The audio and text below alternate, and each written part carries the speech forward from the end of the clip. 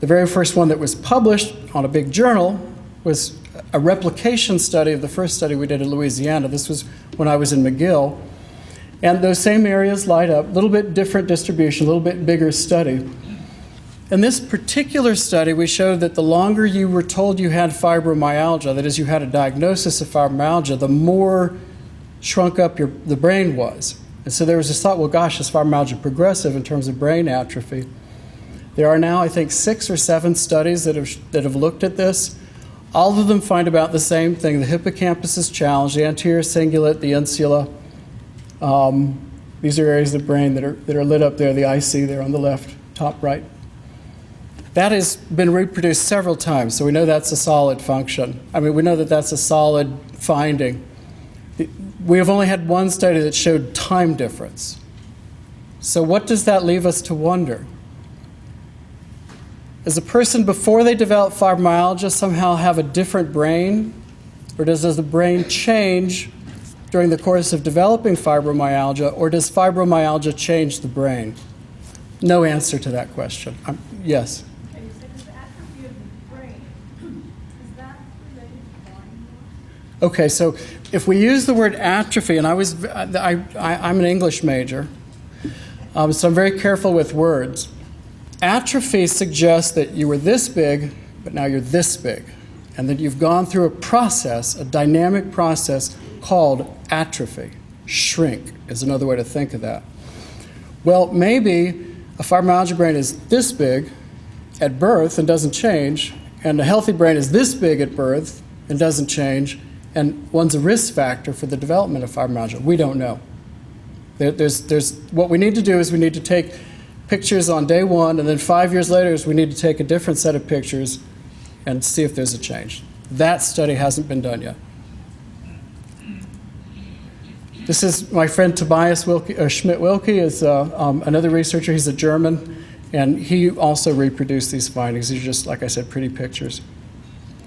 So now we need a new camera. Magnetic resonance imaging is nice. It's not invasive. You don't have to punch holes in anybody's skin. You don't have to put chemicals in them. You don't expose them to radioactivity. It's a very sweet technology. There's one sitting in every hospital in America. You just need to buy the software package to support your research. Okay? PET is a horse of an entirely different color. Positron emission tomography is radioactivity. Very, very small doses. You get more radioactivity from a CT scan than you do from PET. The nice thing about PET is we can watch your brain do something specifically with one chemical or another. So every PET scanner in America burns sugar because they make a ton of money looking for cancer. Okay? Everybody's got a sugar generator, and we can look at brain function, all these things. Nobody's done that in fibromyalgia yet. We need somebody to look at sugar metabolism in fibromyalgia brain. The problem with PET is it's very, very expensive. You need this thing called a cyclotron, which is the size of a big building, and it makes these chemicals. If you want to make something besides sugar, I did a study, I'm about to show you pictures, using a chemical called F-DOPA. The sugar people who were making, $1 million a day had to shut down the laboratory and do nothing but make 1 dose of F-DOPA for 1 patient a day. And we did 20 patients, so we cost the institution millions of dollars, obviously. So it's a very expensive thing, and the studies tend to be small, but the findings are very exciting. The first thing we did was, when you speak to fibromyalgia patients and you listen to them tell their stories, there's something that comes back to you. There's a lot of things that if you know your physiology, it smells like dopamine. There's a chemical out there that if you have absolutely none of it, they say you have Parkinson's disease. And if you have tides of it running around, they might say that you're schizophrenic or bipolar. The problem is that in medicine, we think about extremes. We want absolutely none, or we want so much you can't live with it. So you have Addison's disease, and you have Cushing's. But if your adrenal glands are a little unhealthy, well, get out of the endocrinology office and go see your naturopath. So in brain dopamine, if you have absolutely none, it's Parkinson's. If you have a whole bunch, it's schizophrenia. Well, what if you just don't have enough? Well, we know that if you just don't have enough, you have things like ADHD, and you have restless legs, and you have sleep bruxism, you grind your jaws at night, okay? And fibromyalgia patients, they do a lot of that stuff. A lot of restless legs, lots of, we call it fibrofog. So it smells like dopamine. And I did a funny thing. I was invited by a little college to come be their Templeton speaker, give a week's worth of lectures. And one of the English teachers got in touch with me and she said, "We're reading Oliver Sacks. So could you read Oliver Sacks so that when you come to an English class reading neurology literature, great, I'd be happy to do that." Well, apparently she told me the book title that they were reading, but I got it wrong. She wanted me to read, The Man Who Mistook His Wife for a Hat, I think, or something like that, which is a cool book. But I read Awakenings. Who's seen the movie Awakenings? Robert De Niro, okay. Well, I was reading Awakenings, and it's about something called von Economo's encephalitis. This was a virus that periodically wakes up and travels around the world, and people that get it, God bless them, they fall asleep, and they don't wake up. Or they might wake up for a day and be asleep for 2 weeks. And during that day, they move slow, and they might be walking down the hall and just freeze, and then they stand still for 24 hours, and they might move a little bit. Turns out what they had was a virus that went in and ate up all the neurons that produce dopamine in their brain and shut them down. So it was a post-viral Parkinsonism. That's von Economo's encephalitis, the sleeping disease. Well, as I was reading these case studies in Awakenings, I was like, these people are like caricatures of my patients. I mean, this was like fibromyalgia and hyperdrive. Maybe not the pain. There was certainly pain in these patients, but all the strange things that you hear. The room is at a wrong angle. I'm stiff. Time does not feel right to me. So I just thought, hyper-Parkinsonism and fibromyalgia, what do they have in common? Dopamine. So I talked them into letting me borrow their scanner and donating all this money. And I measured 10 people who have fibromyalgia, 10 who don't. And what's the difference? Is the dopamine difference? Well, yes, it's very different. All the areas in red are areas where the fibromyalgia patient does not make as much dopamine as the next person. And it happens to be in brain areas which, not surprisingly, have to do with cognitive function, pain control, movement, think stiffness, autonomic control, think stress. So they're very different. And in fact, in the insular cortex, the difference was very strongly matched to their clinical pain. So then I said, well, we can compare the size of the brains, and we know that dopamine is kind of fertilizer for the brain. Is there a relationship between the two? So we did another thing where we compared the size of the brains, and there was some shrunk up areas here, that you see. And some of those areas that were shrunk up were areas where the brain is not making enough dopamine. So sure enough, the lack of dopamine may be contributing to this loss of tissue in the brain, or this difference in tissue. It makes sense.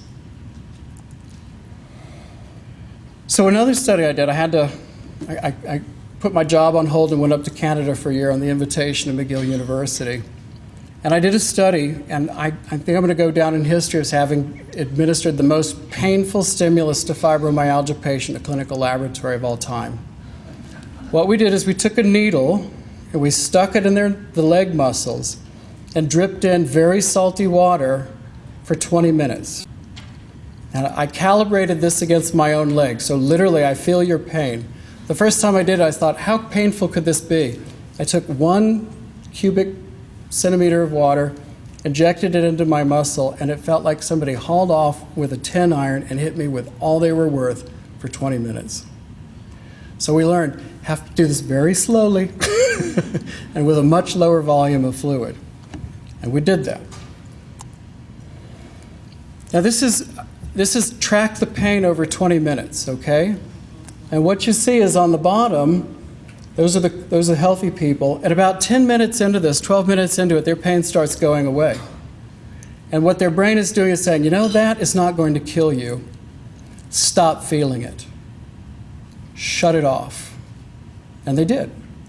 The fibromyalgia patient, 20 minutes into it, they're hurting like it was minute 1. They don't shut off. the pain. And then we took pictures of their ability to release this chemical called dopamine in that brain center that in the Gracely study is bright green in healthy people and dark in fibromyalgia patients. And the colors are different, but you see on the left, the healthy person in that brain center is spraying dopamine all over the place. And that dopamine is like a filter. It just says, shut it off. It's not going to kill you. Make it go away. And what do you see on the right? Nothing. So the fibromyalgia patient experiences the world unfiltered. There's no filter in place.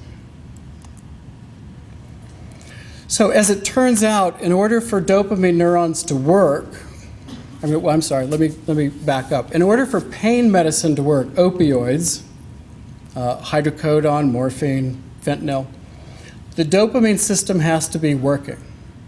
And what we found when we pull the spinal fluid out of patients, we found out they make all these endorphins. It's just a tide of endorphin. You think, well, endorphin's the feel-good chemical. Why aren't you people high all the time?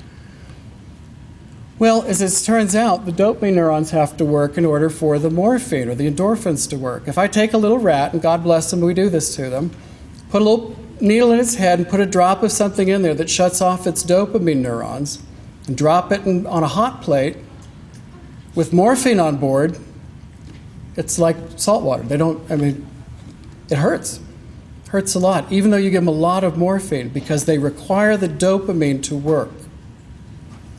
So if you have this experience telling your doctor, why don't pain medicines work? Well, clue. This is a picture of areas of the brain where the dopamine receptors the endorphin receptors, they're called mu-opioid receptors, are malfunctioning.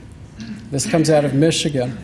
And so they showed that these receptors are all occupied. And we knew that pretty much from the CSF studies, but they want to take pictures of it this way. And so there's all these areas of the brain where there's not enough opioid receptors.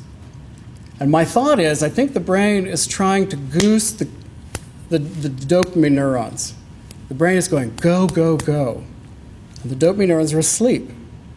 So two chemicals that turn on the dopamine neurons,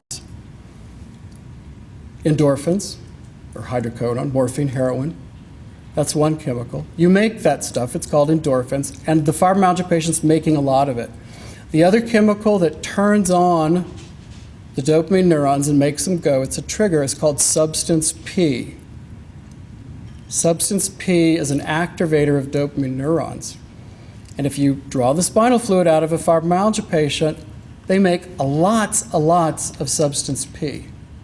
And so my thought is that brain center is asleep, and the brain is doing all it can to wake them up, and it's making too much of these other chemicals. That's my thought. So anyway, these are just a series of pictures that show where these mu-opioid receptors are all not working correctly. Not surprisingly, areas of the brain control cognition, mood, pain response, stress response. And this is an area, finally, that I have developed an interest in. How many of you are aware that there may or may not be a problem with cervical anatomy in some patients with fibromyalgia? How many of you heard anything about the neck in fibromyalgia? So a minority of you.